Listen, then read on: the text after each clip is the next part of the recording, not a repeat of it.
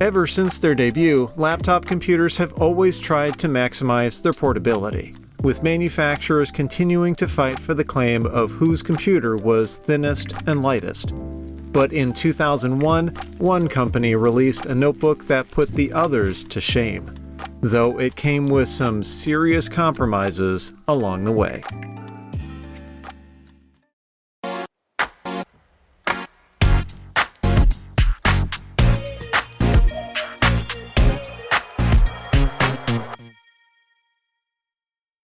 A viewer named Steve got in touch and offered to donate a vintage laptop to the channel.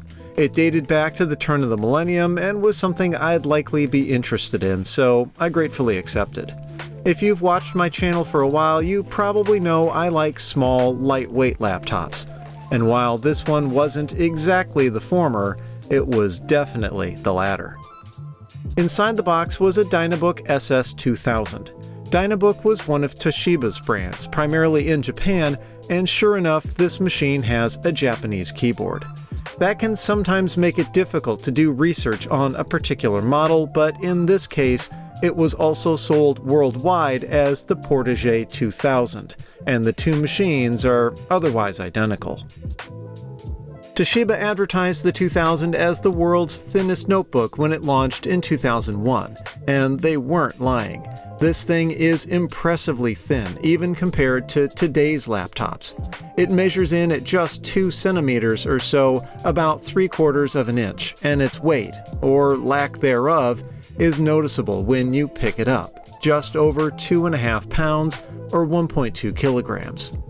We've checked out plenty of subnotebooks before, but the 2000 is different in that it's pretty much full size otherwise. Its keyboard is easy and comfortable to type on, with decent but not amazing key feel. The 12-inch TFT display also offers good readability at its 1024 by 768 pixel resolution without feeling cramped. This compact package came with several caveats though. First is the port selection. Initially, one would be led to believe it has practically none, with just an SD card slot on the left side, PC card, infrared transceiver, and audio jacks on the right, and the DC input on the back. But Toshiba hid a few more behind this flip-down door, and thankfully they're just enough for practical use. VGA, 2 USB ports, and 10100 Ethernet. In machines this small, battery life generally wasn't great. The built-in lithium polymer pack is only rated for 1600 mAh, yielding a runtime of under 2 hours. Toshiba knew that wouldn't go over well with road warriors, so the company offered a high-capacity battery that clipped to the bottom and boosted life to over 6 hours, but also almost doubled the computer's thickness in the process. The Portege 2000 was upgradable, but doing so was very limited. It's easy enough to get at the RAM by removing this cover on the bottom, but that just reveals a proprietary connector. The model shipped with 256 megabytes on board, but only supports a maximum of 512, so finding the custom modules it took was likely an expensive affair back then. There was only one hard drive option for the machine, and it likewise is accessible through a bottom panel. Also, like the RAM, it's a non-standard part. To save space, Toshiba went with one of its 1.8-inch drives, most commonly seen in portable music players like the iPod. These weren't terribly fast or reliable drives, but at least this one is 20 gigabytes, so you had a somewhat decent amount of space to work with.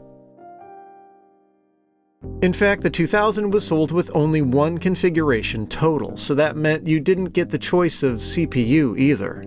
To save on power and heat, Toshiba went with a Pentium 3 Mobile, which honestly was probably a good idea since the Pentium 4 never proved to be all that efficient as a laptop CPU. I wanted to get the hard drive wiped and a fresh OS reinstalled, and since there's no built-in optical drive, I was curious to find out if my external USB one would work. I used a special cable that uses 2 USB ports to tap enough power to run the drive and fired up the laptop. That cable did seem to work, so I could drop in the install disk, but the more important thing is that the 2000 supports booting from USB devices. The computer shipped with Windows XP, so that's what I decided to reinstall. The USB ports are only version 1.1, and you can feel it. Booting off the disk was slow, as was the actual installation process. But it eventually got there and popped up this warning that gave me a chuckle. Windows, I would've if I could've, okay? There were only a couple of missing drivers, one for a modem, which is weird since the laptop doesn't have one, and the graphics chip, which was pretty obvious with how laggy the UI was. Toshiba got out of the computer business in 2019 amidst an accounting scandal, spinning Dynabook off in the process. And while that company has been doing a good job making drivers available for older models, it looks like things are starting to crumble. None of the actual file download links I tried were working.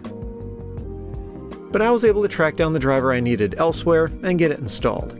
This laptop was all about productivity, so seeing a basic video chip like this Trident with 16 megabytes of shared memory isn't surprising. But my curiosity got the better of me, so I fired up Quake 3 Arena to see if this thing had any hope of playing retro 3D games. And the answer is definitely no. I've never seen Quake perform this bad, and not only was the GPU not up to the task, I think the CPU was possibly a bottleneck as well, given the audio stuttering.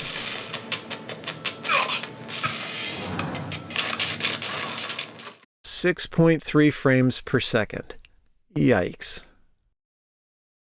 But the 750 MHz that this Pentium 3 packs was still plenty for someone who was a business traveler and spent most of their time in spreadsheets and PowerPoints. And this Toshiba really was perfect for that kind of use, thin and light enough to be unobtrusive compared to the mainstream laptops at the time, yet full-featured enough to remain productive. The inclusion of 802.11b Wi-Fi was another point in its favor, at a time when wireless networking was pretty new and a lot of other laptops needed to turn to PC cards in order to add it. You'd think that the world's thinnest laptop would have commanded a ridiculous price, but interestingly, this one didn't. It sold for a list price of $2,200 US, which was well in line with competitors like the Dell Latitude X200. It also received solid reviews, with the main gripes being the same ones we explored here. Basically, just bad battery life and lackluster performance. By the early 2000s, we'd finally reached a point with laptops where there were models for almost every use case, and the Portege 2000, unlike many other ultra-portables, was able to accommodate several of them. Big thank you to Steve for passing this laptop along so we could check it out. If you liked the video, I'd appreciate a thumbs up and be sure to subscribe. Please consider supporting my work over on Patreon, and as always, thanks for watching.